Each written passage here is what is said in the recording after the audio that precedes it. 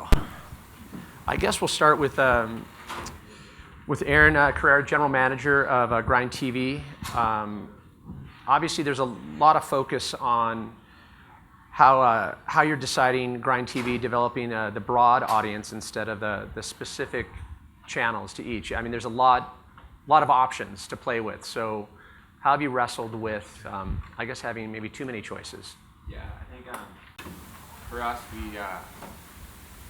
we kind of go after all action sports enthusiasts, because I think now through different social media platforms and different, Instagram, you follow multiple athletes in different areas, and then even from an athlete perspective, you're seeing guys like John Florence, Sean White that really excel at multiple sports, and so they don't really identify themselves as like a single entity. They like want to be involved in more sports and stuff. So for us, like we really started to kind of go after, rather than focusing on the core athlete, we kind of focus on more the people that they might be really familiar with one sport, but they also are involved in this one, but they don't really care so much about all the nitty-gritty stuff, and they kind of just want to see content.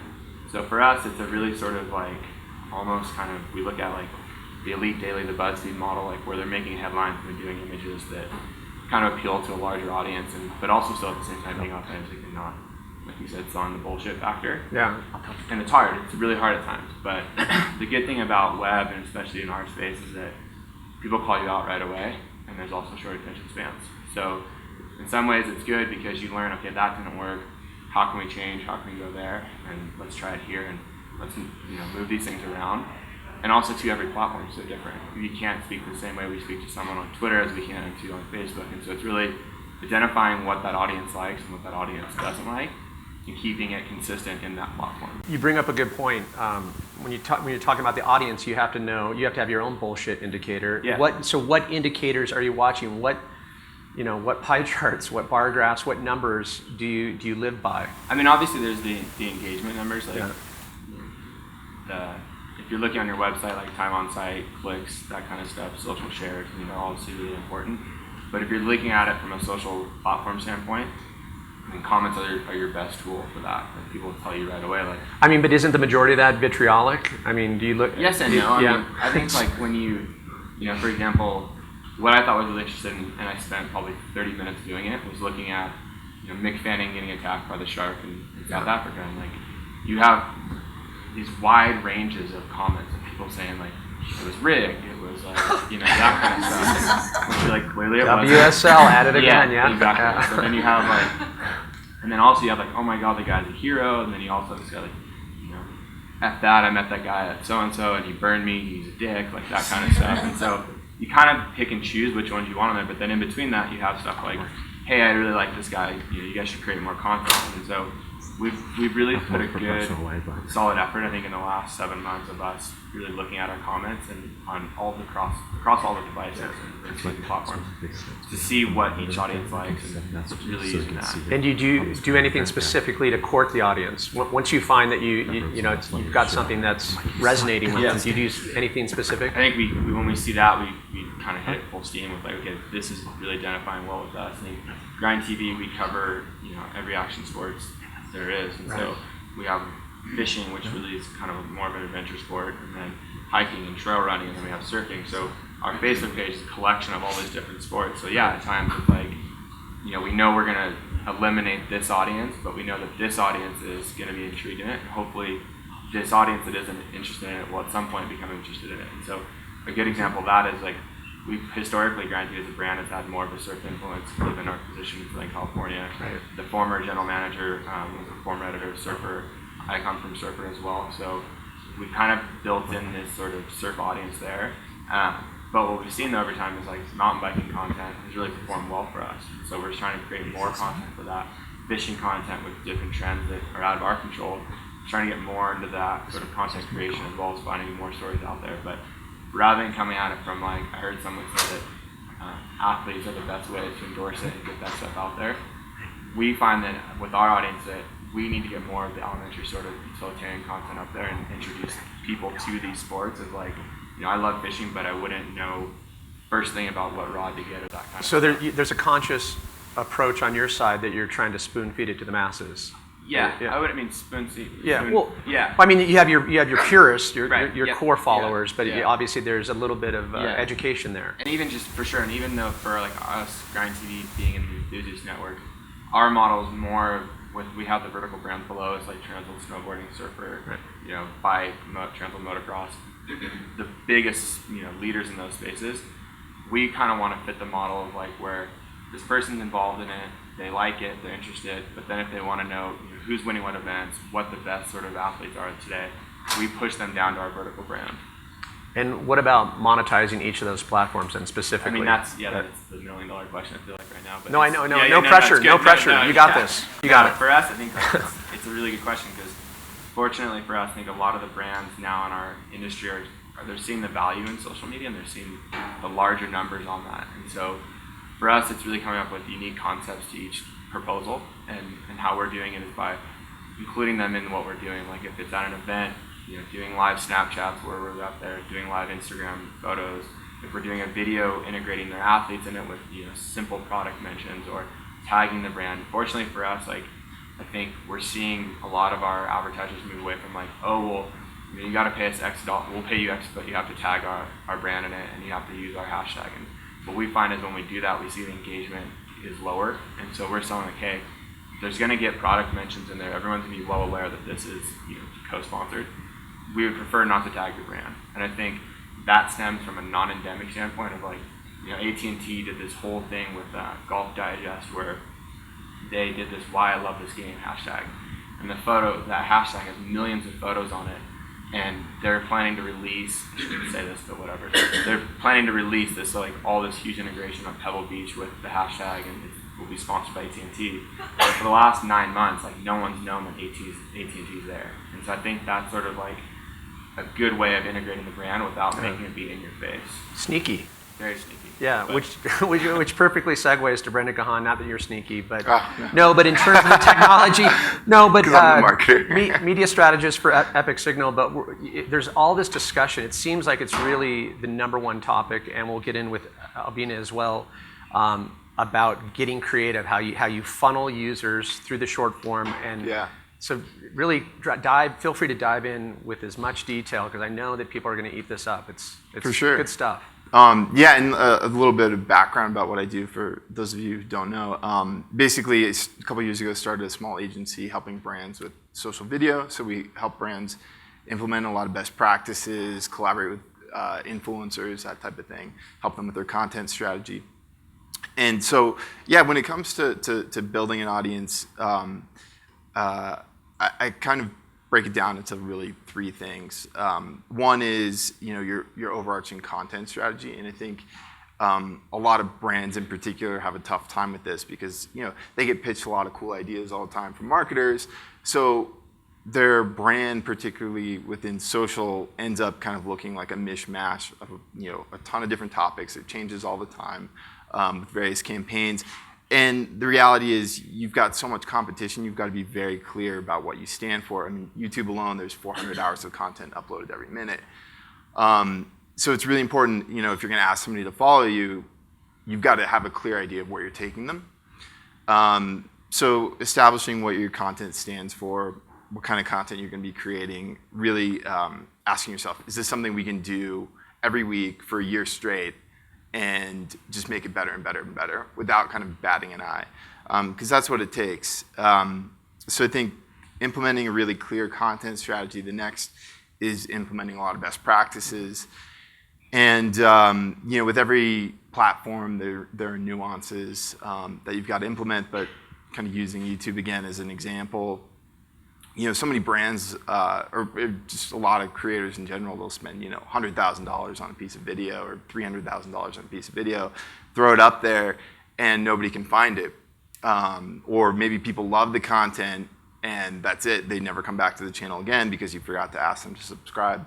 So it's really important. You basically, and YouTube has a whole playbook. You can literally look up exactly what to do, but it's really important you make your content searchable. You know, something like 50% of all video views on YouTube come in through like the related videos. So when you're done watching a video and it recommends like, hey, that's here the are 9 time videos. vampire wormhole that we follow. Yeah, you get sucked in. And so like you want to make sure like your stuff is popping up and it's popping up in search. So be really thoughtful in like, how to title your keywords, title your video, tag it with the right keywords, create a cool thumbnail, make sure it's really relevant to the content you're creating. Implement YouTube end cards, at the end rather than just letting that whole, tile pop up that YouTube puts up there. Invite people to subscribe. That usually gets 10 to 20% click-throughs. So, that's 10 to 20% of your audience you can convert to, watch more of your content or, subscribe so you can hit them again.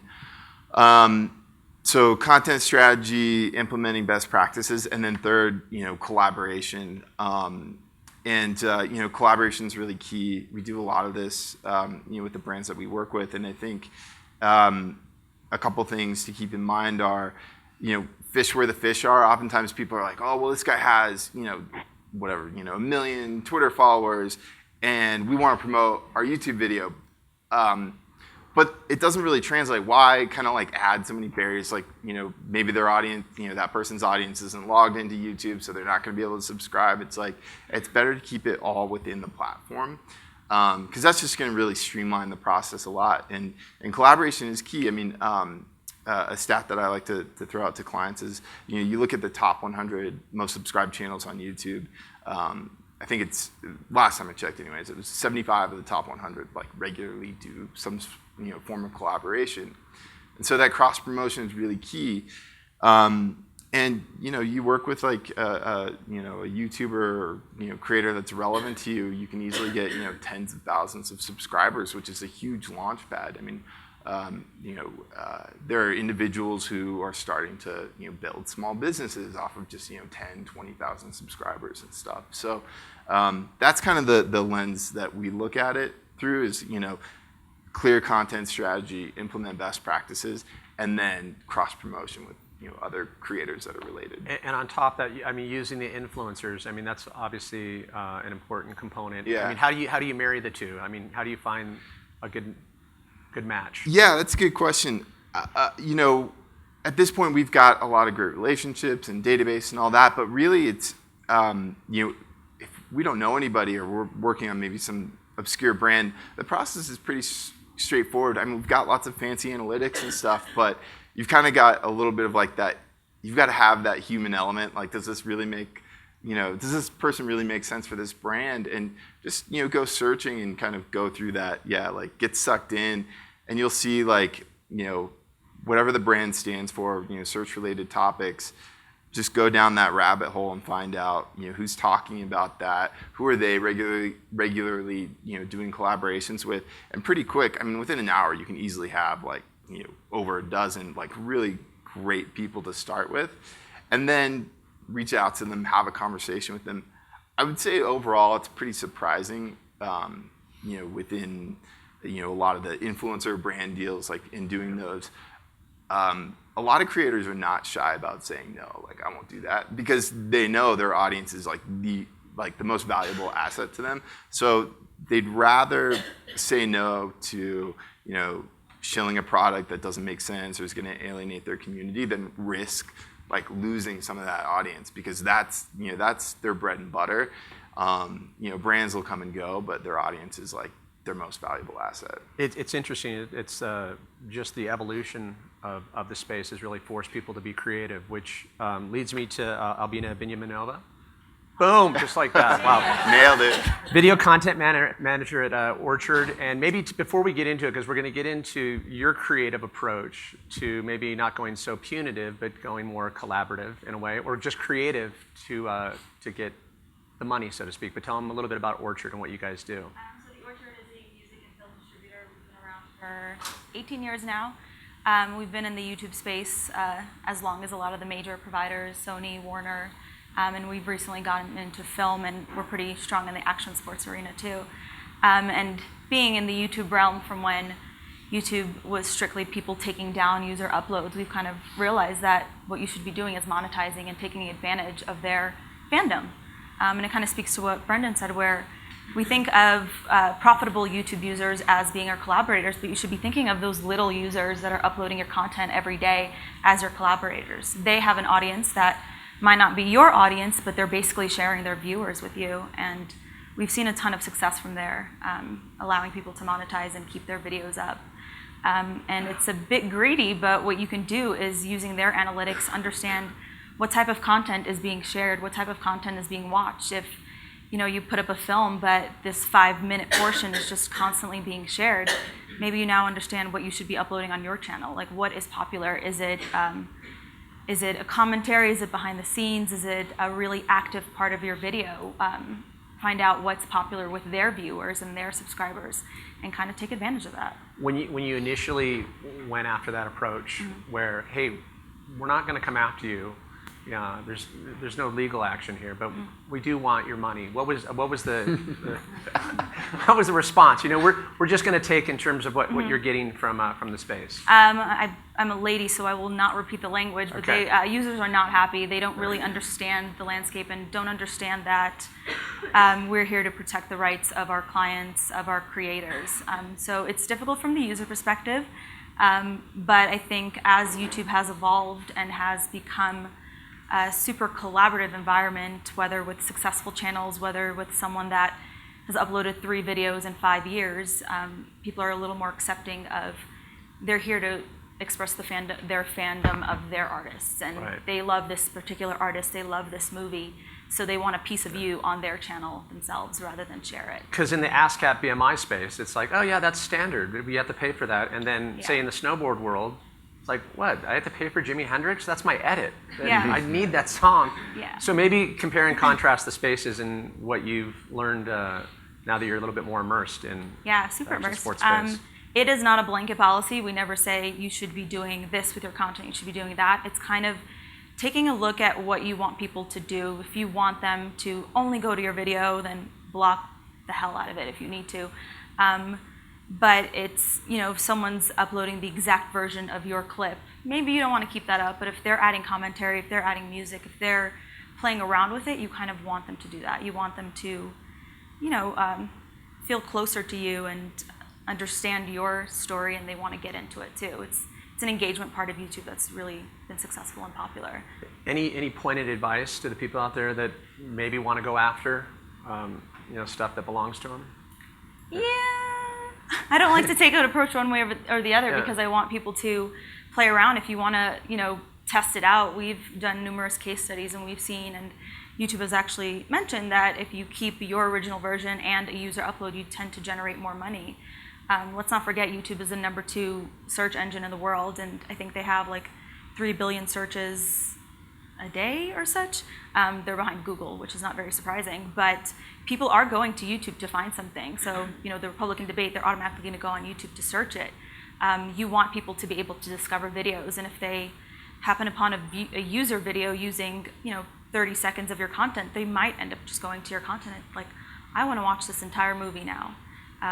And it kind of drives people. And honestly, users tend to favor users above content creators. They want to go to the little person. It's kind of like sticking it to the man. But then if they like what you do, they're going to head over to your space and your channel. So it sounds like a case by case. It's super case by case, but monetize where you can. Just kind of dig around and see if it's affecting the success of your content.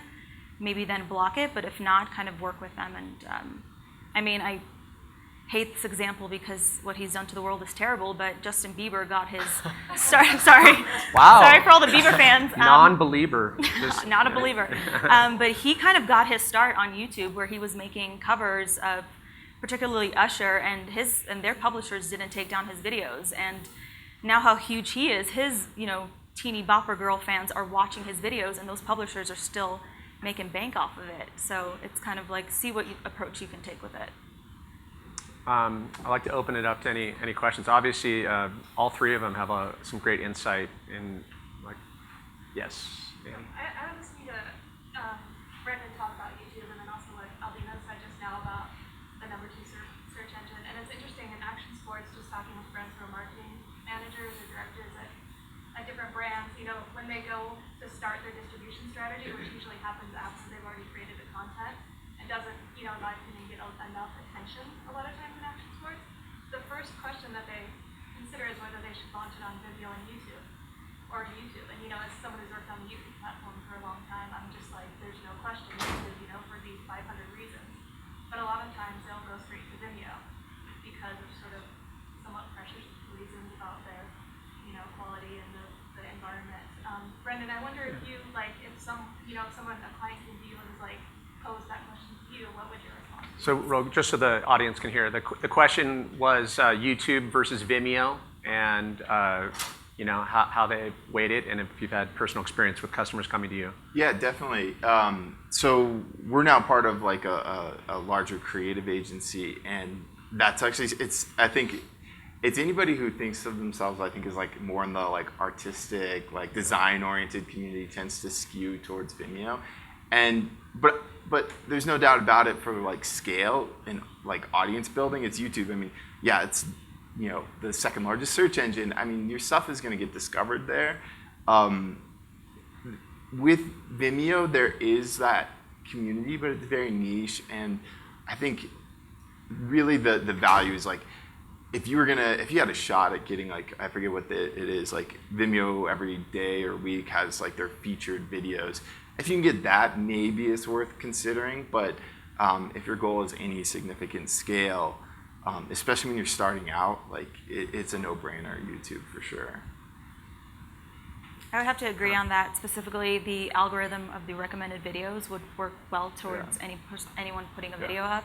You watch that one thing you've been directed to, and then there's a plethora of other videos that you're going to get trapped into. And YouTube's game is watch time. They will, if you have high audience retention, if people are sticking on your channel and videos, the likelihood that it's going to be monetized is increased by very strong numbers. Well, and it's way easier to build a community, so the next video you have, you can push it out. I mean, subscribers, not that many people have Vimeo accounts, but everybody knows the subscribe button. Yeah. Aaron, how about, you have a lot of titles, a lot of things that you have to juggle. Any variance in terms of what outlet works the best? Or is there ever a case where Vimeo seems to work and it doesn't work elsewhere? I think to Brandon's point, it's Vimeo has that sort of indie feel. You're not core, you're not cool if you go to YouTube sort of thing. I think in action sports, which it just developed naturally, I think, somehow with over time it just did. But with us, it's we've really made a conscious effort of pulling, even because we were one of those people too. I remember being at Surfer, there's no way we're gonna go to YouTube. The player looks gross, it's not our thing. And the first time we put up a video on there, it was a video with about kids that are 16 and under, and it blew up. It got over 1 million views, and it was wow, this is significantly better than the 60,000 they got on Vimeo. Yeah. And so gross but awesome. Exactly. And what you also see too is I think with YouTube is you watch the views continue to grow over time and over time and over time. Whereas Vimeo, it kind of has the Facebook effect where it goes up and then it goes down. And with Facebook now becoming more of a place where people want to upload their video content, I think a big thing to keep in mind is that Facebook still hasn't figured out their search thing. So if you're going to Facebook to look for video content and you type it in there, where do you start? You kind of have to hope that something miraculously is going to happen where they're going to just give you the right video. So for us, we have a lot of utilitarian content, we have a lot of travel content, we have a lot of original series. It's better for us to put it on there because we know people are going to put in best surf trips or how to do this. How-to content on YouTube, I think it's amazing. I watched how to put together a car seat 2 weeks ago, and it's we should be putting together that kind of stuff as well and putting it on there. So I think just like any distribution, like Andy's point, too often it does come after the video is already done. When you're setting your plan, you should be thinking about what each platform is going to do with you, and setting clear objectives. I think you mentioned that too, your clear strategies, before you even get going, this platform is going to do this, this platform is going to do this, this platform is going to do this. And so we launch a video series exclusively to Facebook for 24 hours, then we launch it on the website, and then we launch it on YouTube because we want that Facebook spike, we want it to grow, share, and then we actually try to drive people back to the website after it's already lived natively. So we actually give it away for free first, and then we try to monetize it, which we'll see how long we can do that. It's a little like the little kitty with milk. Yeah, here's a cook. Yeah, exactly. And part of it's us working with Facebook and them saying that they want more video content and stuff. I mean, while YouTube is it's no doubt number two, you can't deny that Facebook still is there for these views, and it'll be interesting to see how it plays out in the future. I think what you said is that if you're going to ask someone to follow you, know where you're taking them, right? Yeah. Yeah, that's definitely a key point. Are there any more questions? Dig deep. I know. Yes. A question for Brendan. I've read some of the stuff you've written about the Hero Hub hygiene model, and I'm just wondering if is that something that you're still thinking in terms of your agency, or is that maybe you could describe? Yeah, totally. Talk about how you put this together. We've kind of touched on elements of it. So like, I don't know, for those of you who aren't like total like YouTube nerds, like actually probably a lot of you have heard of this, but like YouTube has this whole like content framework called Hero Hub Hygiene, and basically it breaks out like there's 3 types of content that you should be creating. One is your hero content, which I think everybody really knows. It's like your big like, if you're a major brand, your Super Bowl style piece, major product announcement happens like once or twice a year. The next is your hub content, so that's like the recurring series. It's something that's episodic. The thing that your people subscribe to and watch every week. I think a great example from like a creator standpoint is like if you look at Epic Mealtime, it's like every single week they do a different disgusting food, but it's the same Disgusting. format. No, Yeah, you're wrong. Or tasty, depending on how you look at it. But it's like it's the same format. You know exactly what you're getting when you're getting it. And then hygiene is really like capitalizing basically on search. Is really what it comes down to. It's that stuff that your consumer is searching for, that your brand or your channel or whoever you are can kind of add value to. So like you were talking about how-to stuff. How-to is huge on YouTube, and I'm always shocked brands are not capitalizing on that more.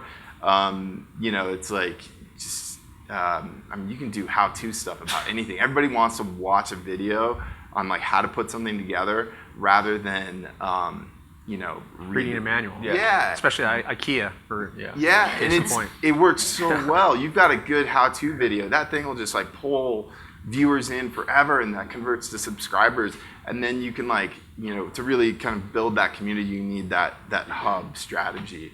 So really that mix is, I think, a great framework to kind of map out how you want to build a channel and a community over time. Because Hero, you're pushing stuff out into the world. Hub, it's kind of, engaging your core community. And then hygiene, it's like always pulling people in over time. I want to just, if I could circle back, touch a little bit on Instagram and Vine. You got a little bit into it, but if you could just readdress if there's specifics about the different platforms that you approach differently to try to funnel the users. I think we got a little sidetracked. You touched on it. Well, I think, the majority of stuff we do is on YouTube, but brands are obviously developing audiences elsewhere, and it's really important that they're getting awareness on Vine, Instagram. We did a Periscope campaign, all these different platforms. But I think the principles are kind of fundamentally the same, and it's establish that clear tone of voice. I mean, I think oftentimes brands in particular. I mean, I go back to that because that's what I know best. It's like, it's so easy to be like, oh, there's like this new platform, I want to be there. But you can spread yourself so thin that you're not really adding any value, and then you're like not there. And if anything, it's maybe kind of diluting, I think, kind of your brand perception. So if you want to be somewhere, be very, very thoughtful in terms of like, this is the role this is going to play, and this is the value I'm going to be providing people. And really focus on it. I think it's way better to start, building a really solid foundation on one platform and then carefully cross-promoting versus immediately trying to be everywhere at once. And actually, I saw a great example, I don't know, a week or two ago. There's that big, Viner and Snapchatter, Jerome Jar. I don't know if you guys are familiar with him. I think he's like the biggest Viner right now. But he actually, he wanted to launch a YouTube channel, and before he even announced it, he basically took down all of his Vines. And like, I thought that was a really clever strategy because he's got millions of fans who are like crazy, like rabid for his content. And then he launched his daily vlog channel. And so it's like, he's like being very deliberate in like funneling his audience to something. And so I think it's being really thoughtful, like what role is this playing? invest in it over time, and then really all the same things, implement best practices, collaborate with other people on that platform, because it's the path of least resistance. I mean, I have to ask, it was bold strategy. Did it pay off for him? I gotta go check, to be Yeah. honest. I'm sure it did. He's huge. I would imagine. But yeah, in theory, I'm sure it worked. Yeah. Yeah, and like on that point too, like, I mean, when I was in my previous role as a social media strategist for our group, the first thing we asked a brand that wanted to start a new account was, who's going to manage it, and why is it different than everything else you're doing on this platform? And so the big thing that we're doing right now that we're actively trying to get new hires on in our social media manager and web editors on is Snapchat, because it's a messaging tool, it's content there. There's also now the discovery tool where you can read content on there, so hopefully we can get in that place. But I think it does start, like, your point of like finding the best practices, but a lot of it's the same core principle. I mean, you're not gonna talk ill to your fans. You're not gonna you're gonna maintain it every day or daily amount and stuff. So for funneling people back, we've really kind of taken almost the opposite approach for a while, because since we're a media company, we don't want to try to make you do something right away. So we'll invest in it for a while. Of for 2 years, Surfer's Instagram, all we did was just post photos and videos. Like, there was never a call to action of like, hey, we just posted this video, come check it out on our site. It was very much of like, here's your free content. So when the time comes where we actually are trying to make you drive back to our site, you're going to remember for 2.5 years we gave you free content. And I think that really pays off. I mean, a big strategy of ours is whatever device, whatever platform it's on, we constantly want to be giving you free content. So when we do try to get you to click on something, you remember that and you do it. I have to ask, when it comes to Snapchat, are you finding that there's a different set of expectations? Obviously, it's a concise, delivery format. A picture is one thing, but it seems like the expectations are different for Snapchat. And has that changed in terms of who you're selecting and what you're putting out there? We hired a really good, I guess, Snapchat artist, I should say, like our social media manager. That was her major. Yeah, that was her major. Yeah, she was really good at Snapchat. When she came in and I looked at her, I had her show me like how she was doing Snapchat and stuff, and she's really good. And so she's done a really good job of making sure that it's engaging, it's honest, it's true to brand, but also there is a sort of like loose feel to it that's not as if like we're wearing a suit and tie every day. Like we're not. And so she'll put up things of like a coffee at our office or something like that, and with the thumbs down because our coffee's gross and stuff like that, and putting a donut on National Donut Day. And so the expectations are a little bit different because Snapchat's supposed to be more friendly, more engaging, a little bit more loose. And I think Facebook started off like that, and now it's kind of become more of like a website where it's like, this is your brand, show it the right respect of how you want your brand elevated and talked about. And Instagram's slowly getting there too with like Instagram apps and stuff. So Snapchat seems like it's a little bit more kind of at fun and loose and hearted, and we'll see how that goes. Yeah. Voyeuristic in a good way. What's that? Voyeuristic in a good way. Any last questions before we release our panel? Yes. Can you talk about, everyone's saying it should be uploading natively across all the channels, and so you guys are talking a lot about YouTube and how everything should be on YouTube. Are you still suggesting that you natively upload to the channel, but you still push to YouTube, or are you hoping that your followers are finding you natively on YouTube and you're just kind of uploading it to those channels as like subsidiary, as opposed to pushing from the channels that you have to the different channels? So the question is to ask for the user natively, basically how to drive them to your site, right? Or your to YouTube or to video. Instead of you're saying you upload it natively to Facebook per se, and then are you still pushing them in a link to your video channel, or are you no longer doing that, just hoping that they through search channels natively find you on? Yeah, I mean, I think that comes back to like how you want to prioritize things.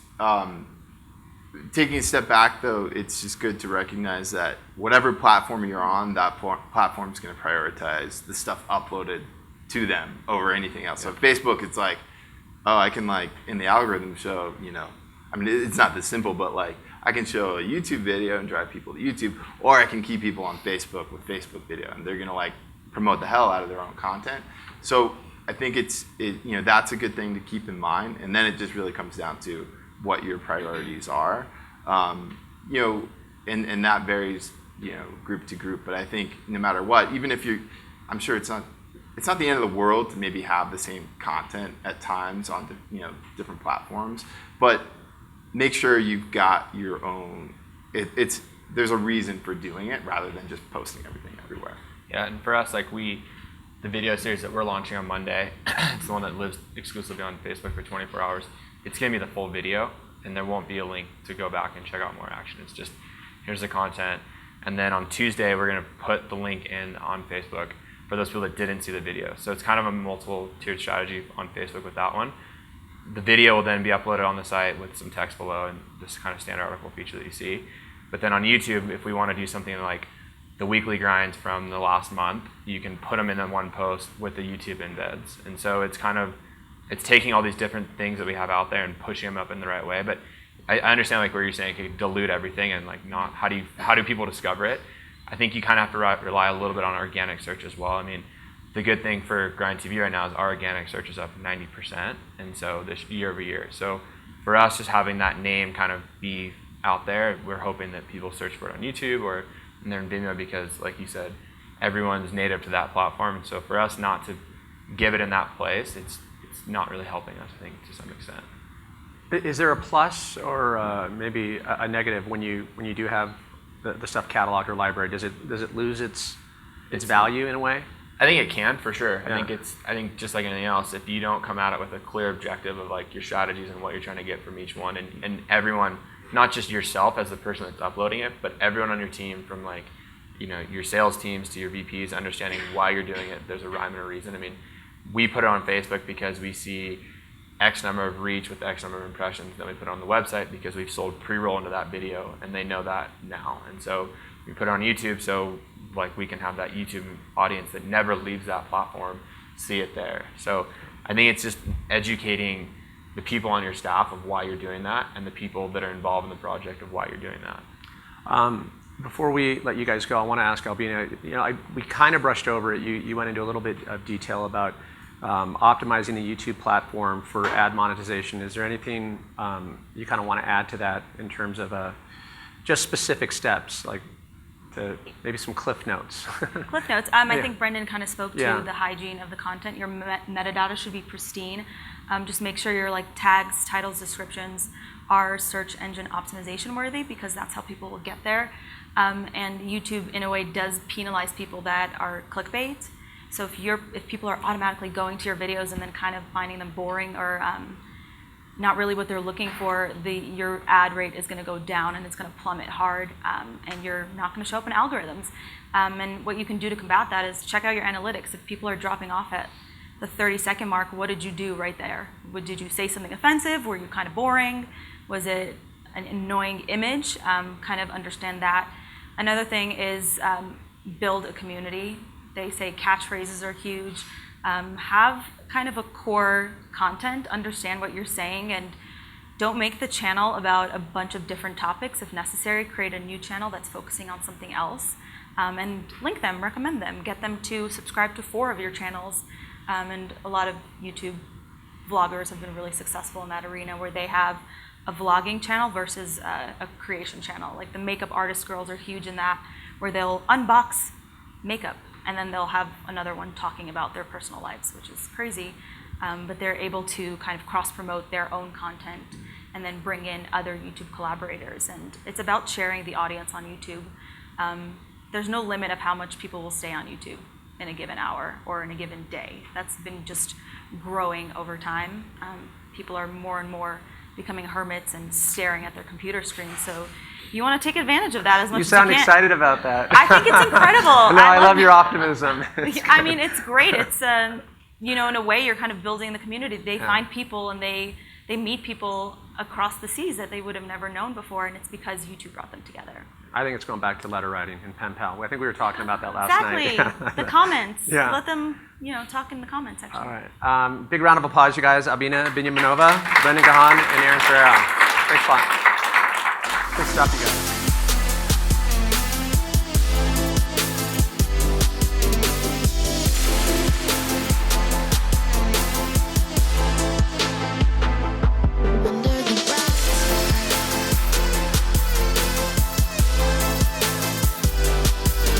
stop.